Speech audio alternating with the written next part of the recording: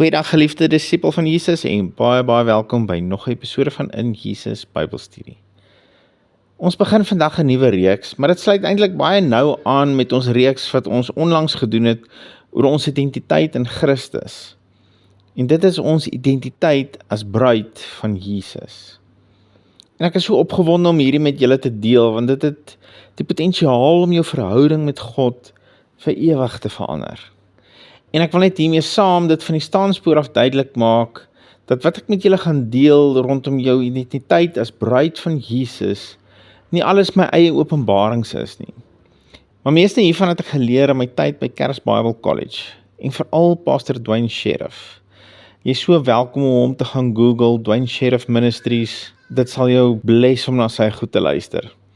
Maar hy het baie hiervan vir my so mooi verduidelik en is 'n teaching wat my lewe en my verhouding met Abba en met Jesus vir ewig verander het. Asook my verhouding met my vrou. Ek het gedink ons het 'n sterk en liefdevolle verhouding gehad, maar die openbaring wat ek hier uitgekry het ons verhouding totaal en al verander en ons is closer as ooit van tevore.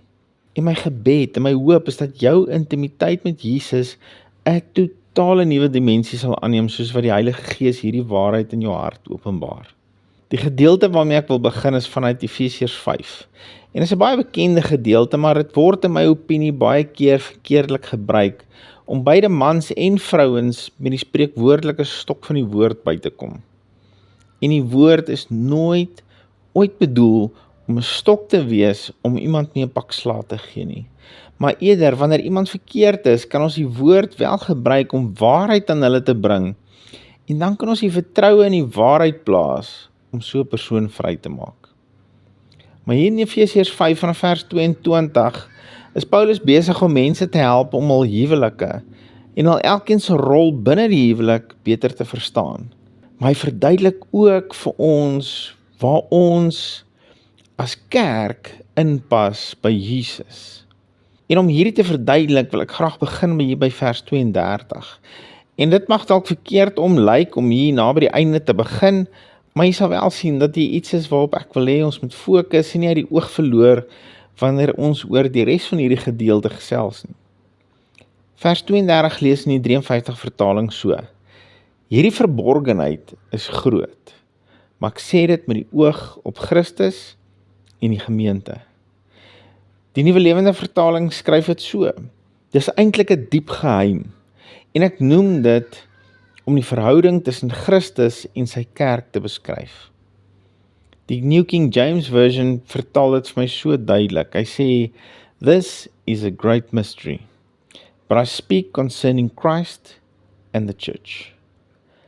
As ek kan saamvat tussen hierdie drie vertalings, dan sê die woord vir ons hier, dat in die instelling, die verbond van 'n huwelik tussen 'n man en 'n vrou, is 'n baie dieper betekenis. Die geheimenis, die verborgenheid wat nou in Jesus en sy kerk vir ons geopenbaar word. Dat die huwelik is en was nog altyd eintlik 'n tipe en 'n skadu van Jesus en sy kerk. As jy na die instelling van die huwelik kyk tussen 'n man en sy vrou, van die intimiteit, van die liefde, van die onderdanigheid aan mekaar, as jy na die hele dinamika kyk van die huwelik, dan sien jy eintlik die dieper verborgenheid van die verhouding tussen Jesus en sy kerk. Hierdie verborgenheid is groot, maar ek sê dit met die oog op Christus en die gemeente. Nou met hierdie in oog, kom ons begin met ons studie van hierdie gedeelte. Nou alhoewel meeste Bybels 'n nuwe opskrif het tussen vers 21 en 22, sodat die gedeelte oor die huwelik begin by vers 22, wil ek graag by vers 20 begin.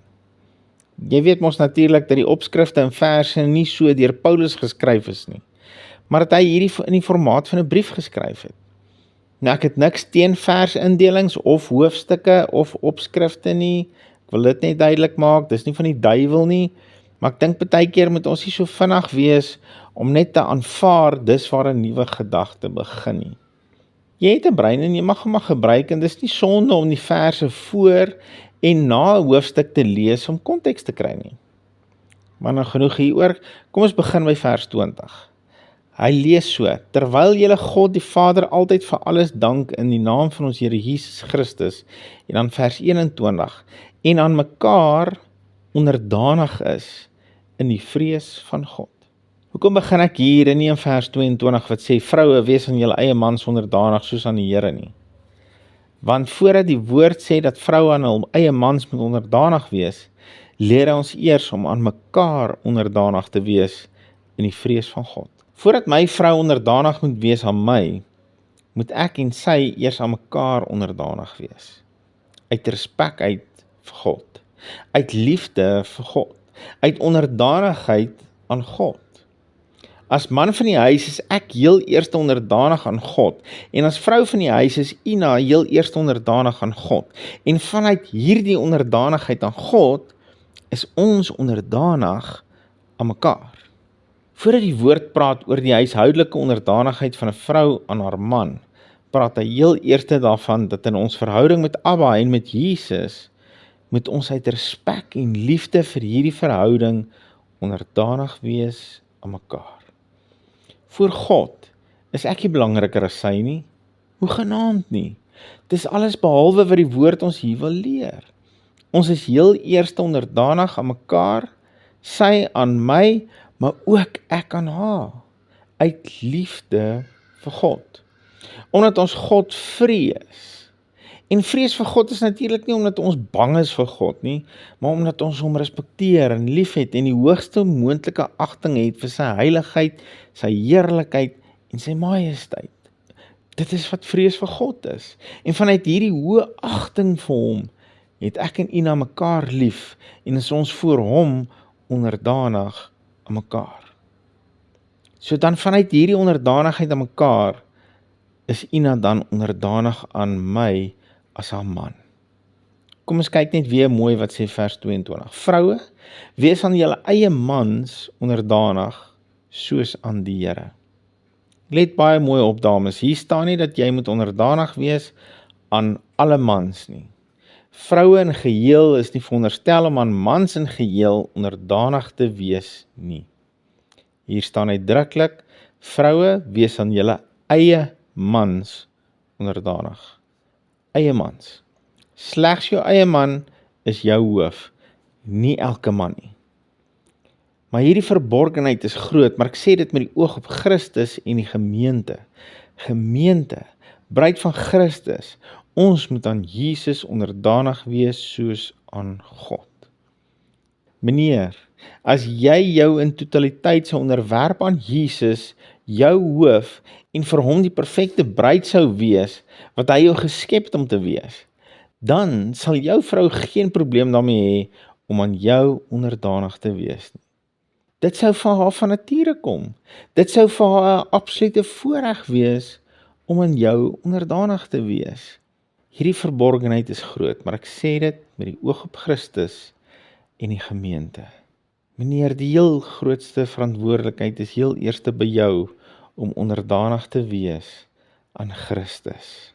En dan sal jy vanself sien hoe jou vrou onder jou arms inklim en jou sterk hou en aan jou onderdanig sal wees.